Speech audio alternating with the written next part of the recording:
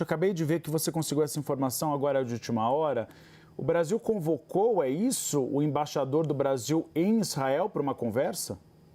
Uribe, essa decisão está sendo tomada e ele será chamado de volta ao Brasil, o embaixador do Brasil em Israel, depois do que aconteceu. Primeiro, houve a fala do presidente Luiz Inácio Lula da Silva, comparando a ação do governo israelense em Gaza, nesse conflito que dura há alguns meses, ao nazismo, ao holocausto do regime nazista na Segunda Guerra Mundial. Houve uma repercussão muito grande esse caso.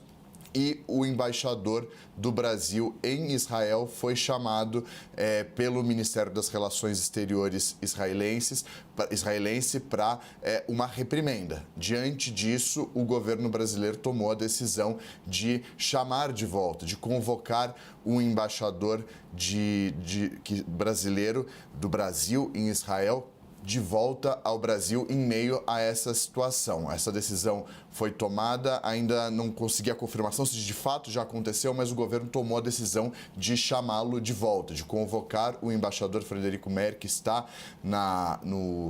em Israel, representando o governo brasileiro no país, novamente ao Brasil, depois das repercussões da fala do presidente Luiz Inácio Lula da Silva.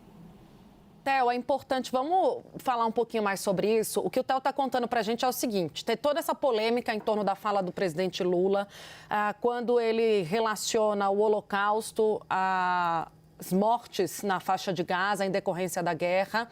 Como consequência, Israel decidiu declarar o presidente da República do Brasil persona non grata. Isso acende um alerta, só para a gente entender o que acontece desde a declaração até aqui. Acende um alerta no Itamaraty, tem uma reunião de emergência hoje no Alvorada, com a presença dos principais ministros do governo, do chanceler também, para entender o que será feito. Por quê?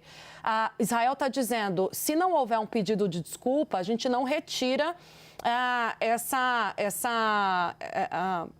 determinação de tratar o presidente Lula como persona non grata. Quer dizer o quê? Não é bem-vindo no nosso país.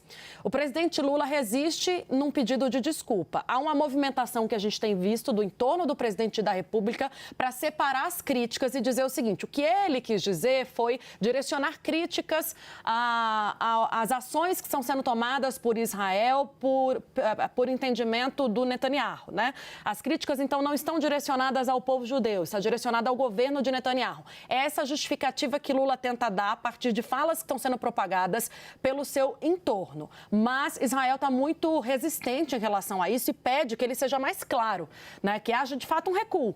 A informação que a gente tinha até pouco tempo, Theo, é de que o Itamaraty sai dessa reunião com a ordem de alguma declaração ser feita. Quer dizer um pedido de desculpa? Não. O que a gente tinha na abertura do jornal o Itamaraty está preparando e pensando na melhor forma de prestar uma declaração, ou seja, de resolver essa questão sem precisar recuar sobre ela, o que é muito difícil. É um equilíbrio que os diplomatas têm que fazer a pedido do Palácio do Planalto. O Theo traz mais uma informação importante, talvez a mais importante até aqui, né, Theo Cury, que é o governo fazendo a convocação do seu embaixador em Israel, o embaixador, Theo, que teve na reunião, né, com a chancelaria israelense e que tem as informações. Pode dar melhor o tom ao presidente Lula do que aconteceu por lá. A gente não sabe ainda o motivo, não é, Theo, sobre a necessidade de chamá-lo ao Brasil.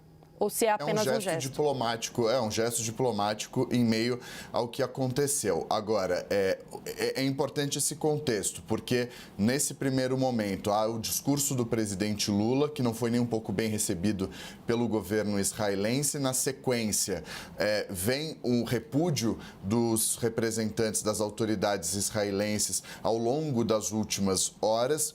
Houve a chamada do embaixador do Brasil em Israel para essa reprimenda. O presidente Lula passou a ser tratado como uma persona non grata pelo governo de Israel diante do comentário que ele fez. O gatilho, o que causou tudo isso foi o termo, a fazer a referência ao Holocausto, um assunto caro ao povo israelense, ao povo judeu, por conta da morte de 6 milhões de pessoas naquele período no regime nazista, na Segunda Guerra Mundial. Logo na sequência, a apuração que a Raquel Landim trouxe aqui ao longo da programação, conversando com o assessor especial para assuntos internacionais da presidência, Celso Amorim, de que não haveria uma retratação, ou seja, de que não haveria um recuo por parte do governo brasileiro com relação ao que o presidente Luiz Inácio Lula da Silva havia dito ontem, que essa era a postura do governo. Uma postura dura, como já havia sendo feita ao longo dos últimos meses, desde que a guerra começou, repudiando, obviamente, os ataques terroristas que foram assim chamados pelo presidente Lula, dos integrantes do Hamas no dia 7 de outubro de 2023, a mulheres, crianças e famílias israelenses, quando deu-se início a esse conflito.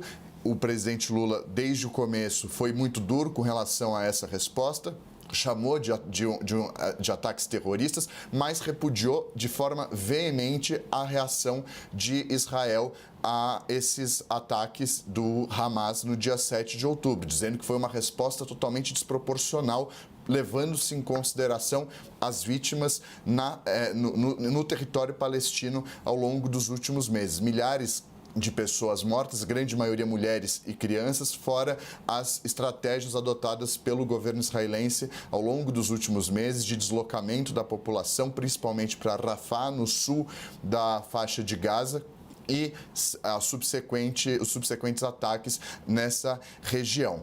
Enfim, diante disso tudo, houve essa defesa do presidente Lula do território palestino ontem com relação aos dois países, a criação de dois países, a criação da Palestina, obviamente, convivendo em paz e harmonia com o território e com a região, e principalmente com Israel, o que nunca aconteceu ao longo das últimas décadas.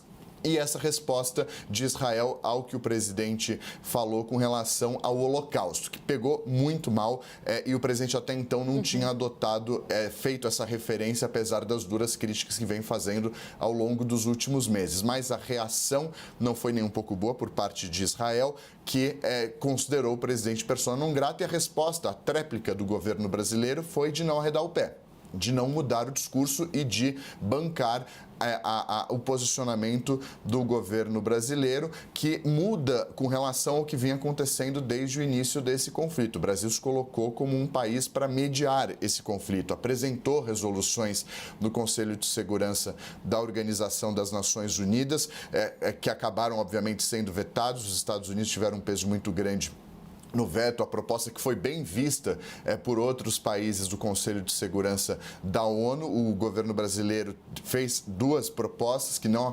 resoluções que acabaram não sendo aceitas. Havia uma expectativa grande de que o governo brasileiro pudesse liderar essa mediação, tentar achar uma solução, principalmente para o cessar-fogo, obviamente que para o conflito é algo muito mais complexo e que ao longo das últimas décadas nunca se chegou tão perto de haver paz e um reconhecimento do Estado palestino pelo governo israelense e vice-versa, mas havia essa posição, esse posicionamento do Brasil como um mediador, que agora muda completamente depois das falas do presidente e depois da resposta de Israel ao discurso de Luiz Inácio Lula da Silva. Então, a ver agora os próximos passos, de que maneira haverá um contorno por parte da diplomacia brasileira e, obviamente, dos assessores especiais para assuntos internacionais do presidente Lula, e todos os olhos voltados para qual será o tom do Itamaraty nesse pronunciamento, ou nota, não sabe muito bem, mas deve haver um pronunciamento com relação aos fatos das últimas horas.